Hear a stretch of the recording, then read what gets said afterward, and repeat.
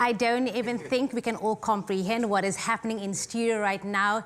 We are all winners. You at home can also be a winner. But like Zoe and Tabisa said, get in, weigh in on their conversation. Expresso Morning Show, SABC3, Samsung. We are trending right now, which means that good things are still coming on the show.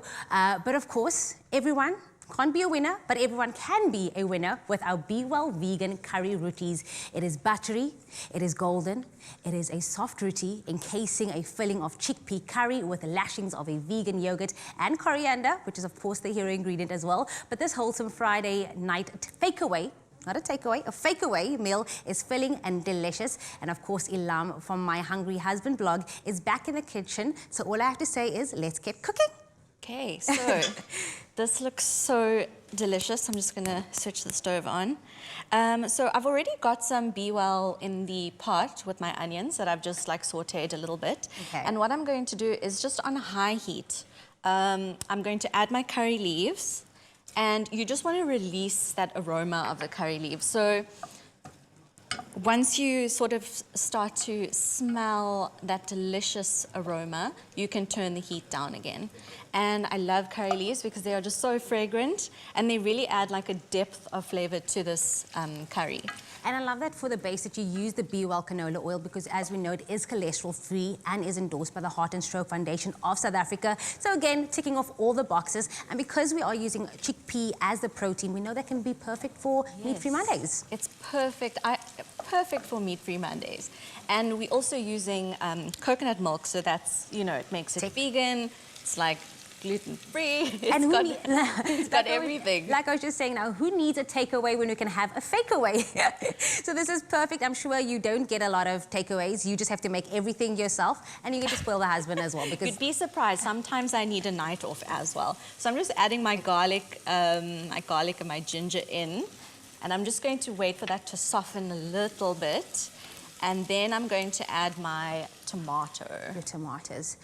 Yeah, actually, wait, let me add my spices first. So I'm just going to add my coriander and cumin. Yes, which is what I also learned. The two together is a great marriage. Yes, when you have cumin, you have coriander, and Bob's your uncle. So that is. And then I've got some paprika. Okay. I'm just adding all of that in. Loving all the spices. Let's get it all in. That will also add a really nice color to our dish. And we're just going to let that saute a little bit. And now we're going to go in with our tomato. Perfect.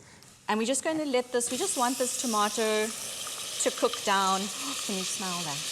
I can't, I'm a bit too far from you, but I'm sure it will hit my senses. I'm getting a facial.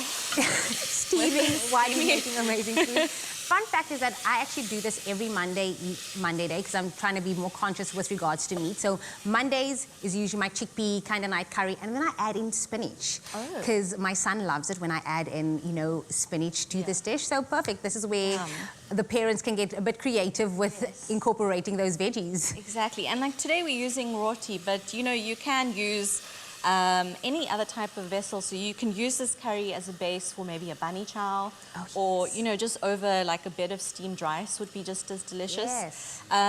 But you know, serving it with the roti just makes it sort of easy to eat. It's just a nice vessel. So, because now we know also how to wrap the roti, the way you taught us earlier. So perfect. It's a win-win situation. How are we looking with? So once the tomato has softened a little bit, we're just going to go in with our chickpeas. Just add them all in, and these chickpeas, tin chickpeas, they've just been drained. And then we're going to add our coconut milk. Straight after, you're going to keep, okay, love that, because we're keeping that texture of the chickpeas, yes. And then, so once you're at this stage, you can just let this simmer for about 15 to 20 minutes until the chickpeas, they actually do get a little bit softer. So we are going to cook them a little bit. So just let this simmer for 15 to 20 minutes. You can put a lid on. And it will be done. I see I have lemon here. What is that? Because I've never seen the lemon incorporated into it. Would you put that in afterwards? Yes. As a bit of a... just for a little bit of acid, you know, to cut through that coconut milk. It's quite rich. And then once this has simmered, I'm just going to finish off with some salt and pepper, and then a nice sprinkle of that lemon juice. And you now always have to ask you, how many thumbs up would your husband give this? Would he be like hungry, hangry? You know, he's normally not a huge veggie fan, but chickpea is actually one of his favorites. He loves a chickpea curry. And top tip is that you won't be hangry because it was so quick, it was so easy to make. BWELL canola oil is the hero of this. Of course, if you missed out on any of the steps, expressoshow.com is where you can get your hands on this recipe. Ilham has been showing us how to make the perfect recipes, but of course you can get your hands on them as well.